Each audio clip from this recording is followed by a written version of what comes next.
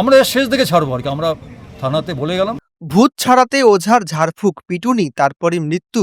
সেই ওঝার বিরুদ্ধে থানায় কেস করায় পরিবারকে ফোন করে অভিশাপ, হুমকি দেওয়ার অভিযোগ।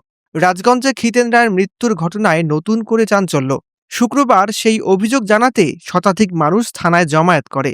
সঙ্গে ছিলেন বিজ্ঞান মঞ্চের প্রতিনিধিরা।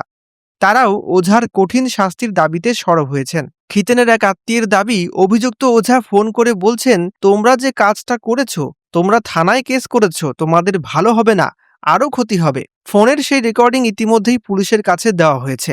এদিন একটি মিছিল করে থানায় হাজির হন পশ্চিমবঙ্গের বিজ্ঞান মঞ্চের সদস্যরা। সেই সংগঠনের রাজ্য সহসভাপতি ডক্টর গোপাল দে বলেন, এই ঘটনাই প্রমাণ করছে একবিংশ শতাব্দীতেও মানুষ কুসংস্কারে আচ্ছন্ন। আমরা লাগাতার প্রচার চালাবো যাতে অসুস্থ হলে মানুষ চিকিৎসকের কাছে যায়, ওঝার কাছে নয়। তিনি আরও বলেন, অভিযুক্তদের যেন দ্রুত জামিনে মুক্তি না দেওয়া হয়। এই ঘটনায় শিক্ষিত সমাজের মধ্যে ক্ষোভ এবং লজ্জার বহিঃপ্রকাশ ঘটেছে। পুলিশ ইতিমধ্যেই অভিযোগ গ্রহণ করে তদন্ত শুরু করেছে বলে জানা গিয়েছে। তান্ত্রিকটা যাতে ভয় পায়, যাতে যে এই ধরনের কাজ ভবিষ্যতে করতে গেলে আমার এই ধরনের শাস্তি হতে পারে। এক, দ্বিতীয়ত আরেকটি প্রশ্ন উঠেছে, আমরা সেটা বলে এলাম, এখনও সাহস দেখুন, এখনও হচ্ছে ওই অঞ্চলে থ্রেট করছে আর কি, ভয় দেখাচ্ছে যে তোমরা যদি আমাদের উপর এরকম যে সমস্ত কমপ্লেন করেছো থানা থেকে উইথড্র করে না নাও, তাহলে কিন্তু আবার তোমাদের গ্রামে আরও কেউ মারা যাবে বা এই ধরনের কোনো শাস্তি তোমরা পাবে। এর যে আমরা না দেখি যে দুদিন পরেই, মানে 2 মাস 3 মাস পরে এই ভিকটিম বেরিয়ে এলো জেল থেকে, আবার অ্যাজ ইট ইজ ওর মতো কাজ শুরু করলো। একদম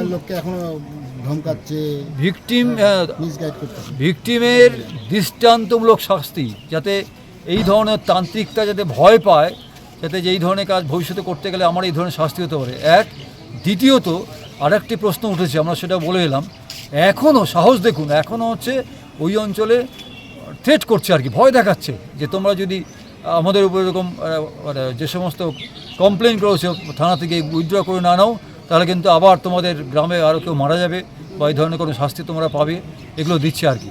সেটা আমরা ঠিক করেছি, আমরা গ্রামে গিয়ে এখন বসবো, গ্রামে গিয়ে বসে গ্রামের মানুষদের সঙ্গে বসে নিয়ে আমরা ধারাবাহিকভাবে ওদের সঙ্গে থাকবো, থেকে এই বিষয়টাকে পাকাপাকিভাবে দূর করতে হবে। এবং এই গ্রাম কেন, এই অঞ্চলের যত এই ধরনের মানুষরা আছে তাদের কাছে আমরা অনুরোধও করবো, এই যে তান্ত্রিকদের কাছে আমরা অনুরোধও করবো, আপনারা অন্য কোনো ব্যবসা করুন, আমরা মানুষের বিরোধী না, মানুষের শত্রু না, কিন্তু উনি যে প্রফেশনটা করছেন, যে প্রফেশনের ফলে এত ক্ষতি হয়ে যাচ্ছে, আপনারা এই প্রফেশনের শত্রু একদম, এই তন্ত্র মন্ত্র এগুলো শত্রু। এইটা এই জন্যই এই ভদ্রলোককে এর আগেও একটা জেল হয়েছে শুনলাম আর কি, একে কিন্তু চরম শাস্তি দিতেই হবে, নাহলে ওরা অন্যায় হয়ে যাবে।